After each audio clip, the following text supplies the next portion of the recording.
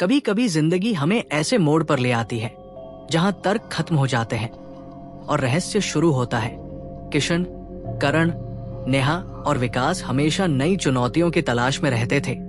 एक दिन उन्हें एक पुरानी रहस्यमयी ट्रेन रात्रि एक्सप्रेस के बारे में पता चला। कहा जाता था कि ये ट्रेन भूतिया है, जिसमें कई लोगों ने रहस्यमयी परिस्थितियों में अपनी जान गंवाई है। जिज्ञासा और साहस ने उन्हें इस ट्रेन की यात्रा के लिए मजबूर कर दिया। जब वे स्टेशन पर पहुंचे तो उन्होंने देखा कि ट्रेन बेहद जर्जर, धूल और जंग से भरी हुई थी। वहां कोई यात्री नहीं था और हवा में एक अजीब ठंडक थी।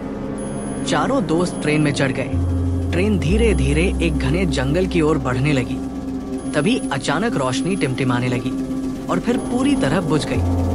अंधेरे और सन्नाटे के बीच खिड़कियों पर धुंधली आकृतियां उभरने लगी, जैसे कोई बाहर से झांक रहा हो। एक सर्द हवा ने सबको सिहरा दिया।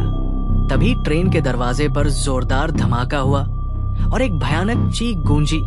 दरवाजे पर एक वृद्ध महिला खड़ी थी, जिसकी आंखें सफेद थी और वो धुंधली सी प्रतीत हो रही थी।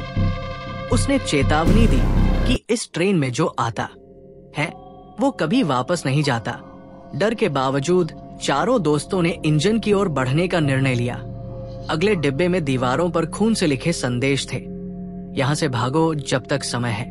एक घड़ी उल्टी दिशा में घूम रही थी और अजीब आवाजें कर रही थी।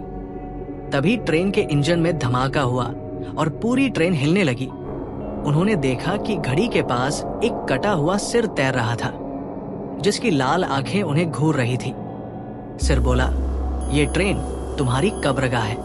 डर के बावजूद उन्होंने घड़ी को रोकने की कोशिश की। सुइयां रुकने लगी, लेकिन तभी एक और सिर हवा में तैरता हुआ उनकी ओर आया और बोला, ये अंत नहीं है, मैं हमेशा तुम्हारे साथ रहूंगा। जैसे ही वे बाहर निकले, उन्होंने पाया कि वे एक सुनसान, डरावने जंगल में हैं। ट्रेन गायब हो चुकी थी और उन्हें एहसास हुआ कि ये भयानक यात्रा हमेशा के लिए उनके जीवन का हिस्सा बन चुकी है, कभी न भूलने वाली एक डरावनी छाप की तरह।